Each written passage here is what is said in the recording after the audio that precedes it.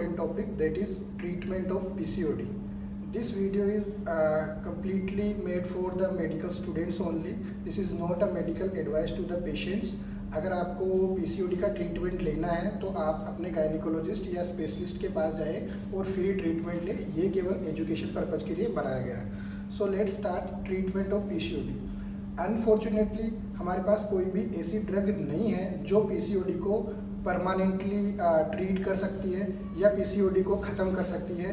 हम क्या कर सकते हैं ट्रीटमेंट से? केवल और केवल we can manage the PCOD symptoms only and we can reverse और control the PCOD pathophysiology by our lifestyle modification.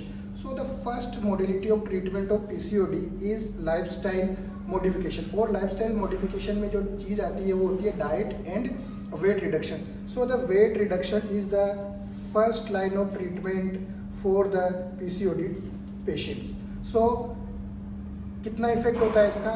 Only 5 to 10% of the body weight reduction जो होता है it will give ट्रेमेंडस effect. Almost 80% of the restoration of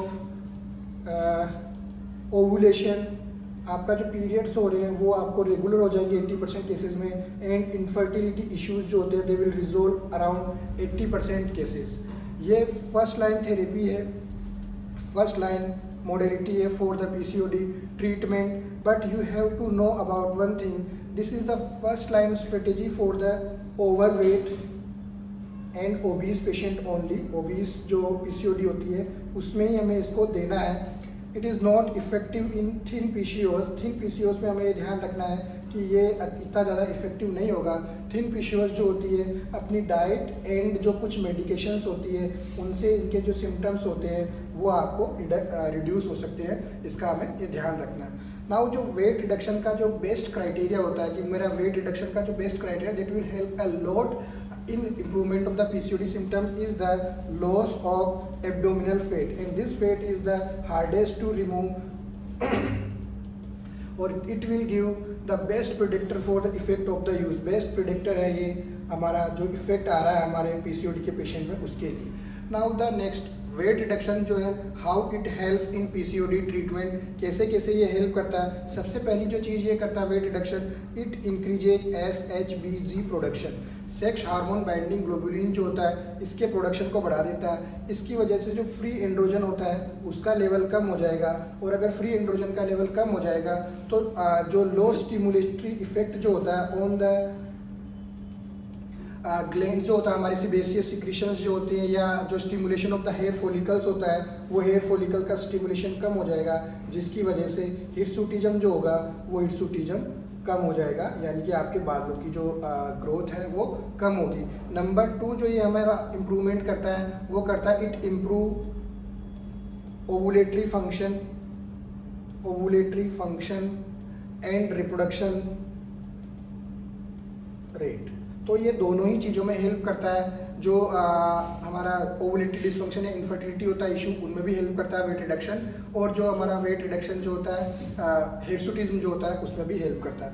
now जो next हम बात करते हैं कि PCOD के ट्रीटमेंट के लिए हम केवल सिम्टम्स को ट्रीट कर रहे होते हैं, सिम्टोमेटिक मैनेजमेंट दे रहे होते हैं. और 3 मेन सिम्टम्स इसमें आते हैं हाइपर एंड्रोजिनिज्म, ओवुलेटरी डिसफंक्शन और infertility issues.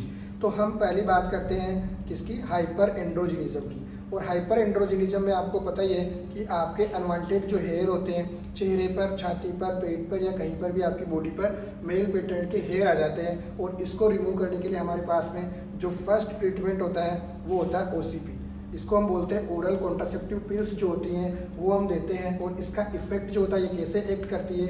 It decreases LH dependent जो LH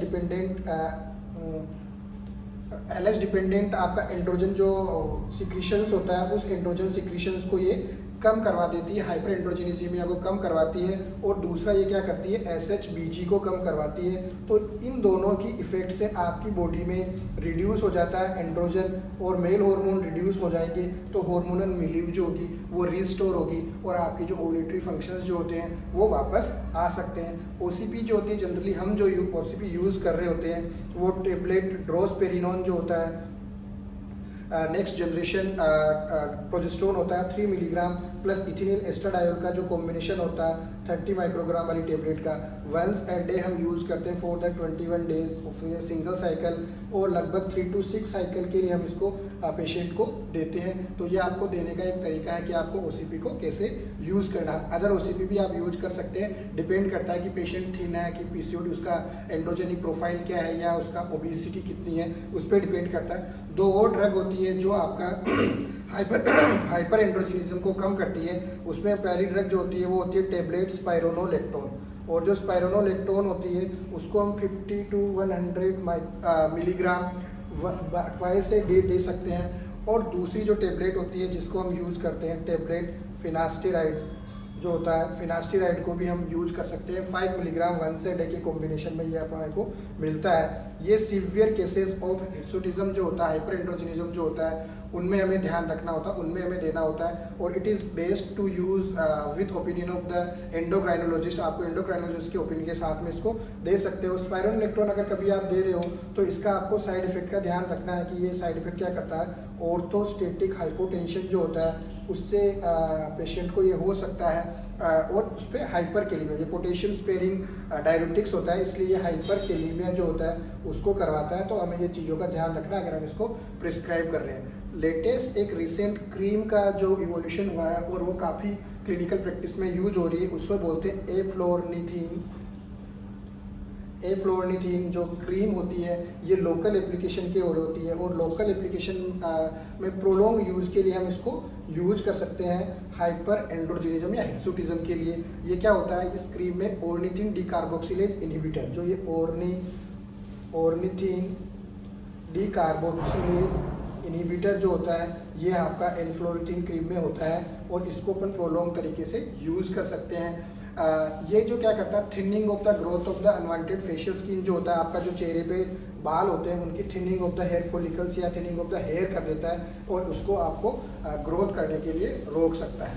नाउ नेक्स्ट जो अदर मेथड होते हैं जिसको हम मैकेनिकल मेथड भी बोल सकते हैं, और अदर मेथड्स में हम क्या क्या मेथड्स यूज़ कर रहे होते हैं। पहला जो होता है मैकेनिकल मेथड में हम यूज कर रहे होते हैं कि प्लाइकेशन जो होता है, प्लकिंग होता है, प्लाइकेशन होता है, शेविंग होता है, ट्रिमिंग होता है।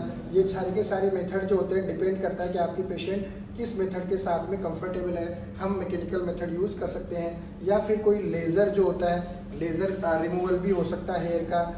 ये थोड़ा प्रोलॉन्ग हमें इसका रिलीफ देते हैं हाइपर एंड्रोजिनिज्म से, बट परमानेंट रिलीफ नहीं होता है। परमानेंट रिलीफ किसी से होता है, एक इलेक्ट्रोलाइसिस और होता है, इलेक्ट्रोलाइसिस नया जो आता है, इलेक्ट्रोलाइसिस भी हम इसमें कर सकते हैं हेयर का, बट परमानेंट रिलीफ जो होता है आपका लाइफस्टाइल मॉडिफिकेशन कर पाओगे तभी होगा।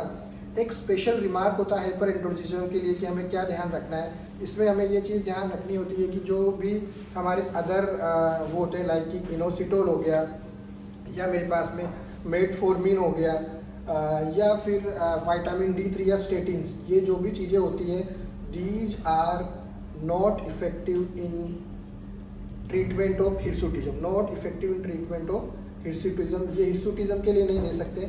अगर आप इनको इनफर्टिलिटी इश्यूज़ या फिर ओवुलेटरी डिस्फंक्शंस के लिए दे रहे हैं तो आप इनको यूज कर सकते हैं। ASRM जो लेटेस्ट गाइडलाइन आई है वो भी इनका हिर्सुटिज्म के लिए यूज जो होती है वो they suggest against the use of these drug in the treatment of hirsutism. Next जो हमारे पास में तो कवर करने के लिए आते हैं कि आपको ओवुलेटरी डिस्फंक्शंस जो होते हैं उनको कैसे कवर करना है, या इनफर्टिलिटी में क्या क्या यूज कर सकते हैं। We will this in the our next video. Thank you so much. कोई भी क्वेरी है इस रिगार्डिंग या कोई भी क्वेश्चंस है तो कमेंट बॉक्स में पूछना, रिप्लाई करने की कोशिश करूँगा। Thank you so much.